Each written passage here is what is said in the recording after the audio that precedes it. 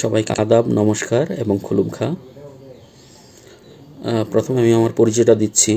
আমি আমি এ রাজ্যের একজন বিশিষ্ট ককবরক ভাষী কবি দৌলত আহমদ মজুমদারের পরিবার লোক। উনি আমার পরম পিতামহ ছিলেন।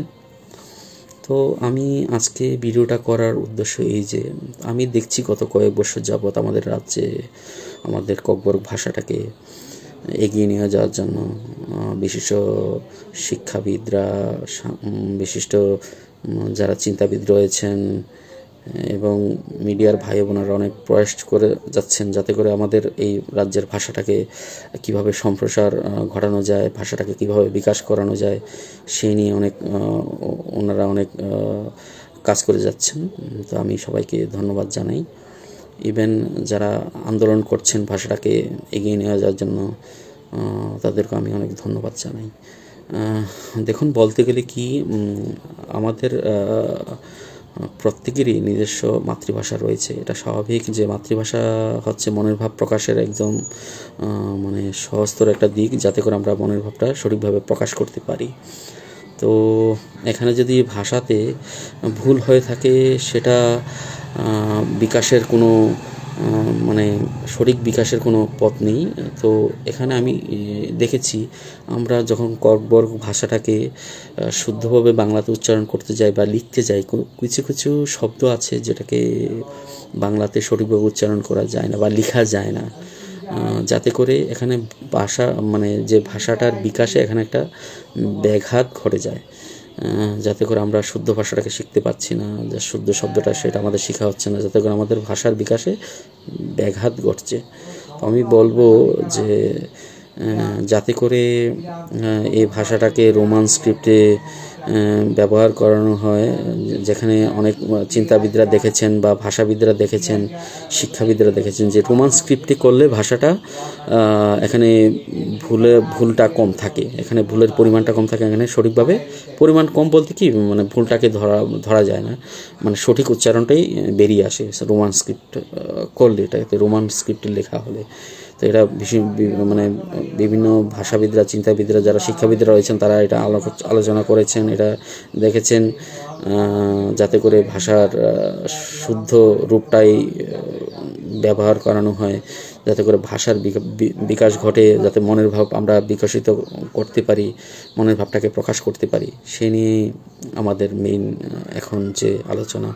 তো আমি বলবো যাতে করে রাজ্য সরকার এটার উপর একটা বিশেষ গুরুত্ব দেন, যাতে ভাষাটাকে সঠিকভাবে ব্যবহার করা হয়, যাতে ভাষাটাকে অনেক দূর এগিয়ে নিয়ে যাওয়া যায়। সেই জন্য ওনারা দীর্ঘ সময় ধরে চেষ্টা করে যাচ্ছেন। রাজ্য সরকারকে অনেক ধন্যবাদ যারা এই ভাষাটাকে গুরুত্ব দিচ্ছেন, যাতে করে সঠিকভাবে ভাষাটাকে রোমান স্ক্রিপ্টই করানো হয়, সেদিকে যাতে রাজ্য সরকার একটু নজর দেন। কারণ এখানে বহুত শিক্ষার্থী রয়েছে বা যারা ভাষা শিখতে আগ্রহী, যারা আমরা সাধারণ মানুষের ভাষা শিখতে আগ্রহী, তারাও সঠিক শব্দটা শিখতে পারবেন এখান থেকে। যদি এটাকে রোমান স্ক্রিপ্টে করানো হয় তাহলে এটা সঠিক উচ্চারণটা আমরা পাবো। তাতে করে কি আমাদের সুবিধা হবে শিখতে, ভাষাটাকে জানতে, সঠিক উচ্চারণ করতে। অলরেডি এখানে অনেক স্টুডেন্টরা রয়েছেন, স্কুলের ছাত্র রয়েছেন, কলেজে যারা পড়ুয়া, ইউনিভার্সিটি যারা পড়ুয়া, যারা ছাত্ররা রয়েছেন তারা বলেছেন যে রোমান স্ক্রিপ্টে করলে এটার একটা সঠিক উচ্চারণ পাওয়া যাবে। সো আমি বলবো রাজ্য সরকার যাতে এটার উপর একটা বিশেষ গুরুত্ব দেন। যারা আন্দোলন করে যাচ্ছেন ভাষাটার জন্য তাদেরকে আমি অনেক ধন্যবাদ জানি। ভাষা হচ্ছে গিয়ে মানুষের মনের ভাব প্রকাশ করার একটা মেন হাতিয়ার, বস্ত্র যেটাকে বলে মানুষের মনের ভাবটাকে প্রকাশ করা যায়। এটা হচ্ছে গিয়ে ভাষা, যার মাতৃভাষা তার মনের ভাবটাকে এটা প্রকাশ করতে পারে, যে কোনো জিনিস সেটা বুঝতে পারে। যদি এটা সঠিক শব্দ আমরা প্রকাশ করতে পারি তাহলে এটা আমাদের ভাষাটাকে অনেক দূর এগিয়ে নিয়ে যাবে। মানুষ আমাদের ভাষা জানবে, আমাদের সম্পর্কে, আমাদের কৃষ্টি, সংস্কৃতি, কালচার সম্পর্কে জানবে।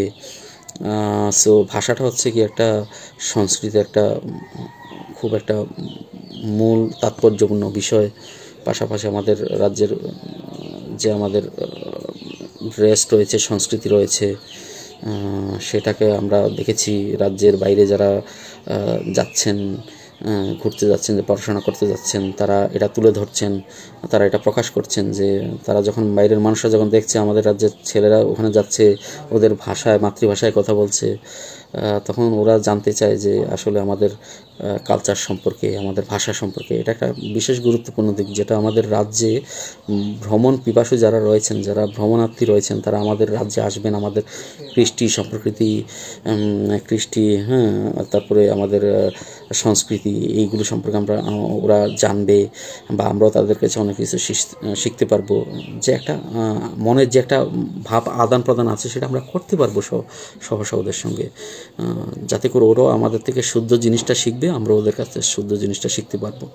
আর যারা অ্যাব্রোডে আছেন, আমি দেখেছি অনেক ভাই বোনরা আমাদের রাজ্যের মাতৃভাষাটাকে যেটা আমরা ককবরক ভাষাটাকে আমরা দেখি বাইরে ওরা তুলে ধরছেন, যারা আমাদের রাজ্যের ভাষাটাকে কিভাবে বিস্তার ঘটানো যায়, ককবরক ভাষাটাকে কীভাবে আরও অনেক দূরে এগিয়ে নেওয়া যায়।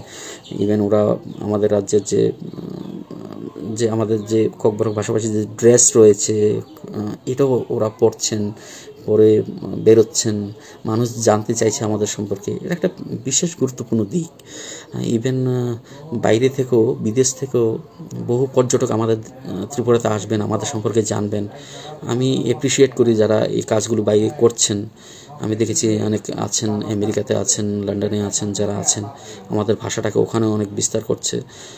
সো আমি অনেক প্রাউড ফিল করি যখন আমি ত্রিপুরাভাষী হিসেবে, যে আমাদের ভাষাটাকে অনেক দূর এগিয়ে নিয়ে যাচ্ছে আমাদের রাজ্যের ভাই ও বোনেরা যারা আছেন। ইভেন যারা বাংলা ভাষাভাষী কথা বলি, তারাও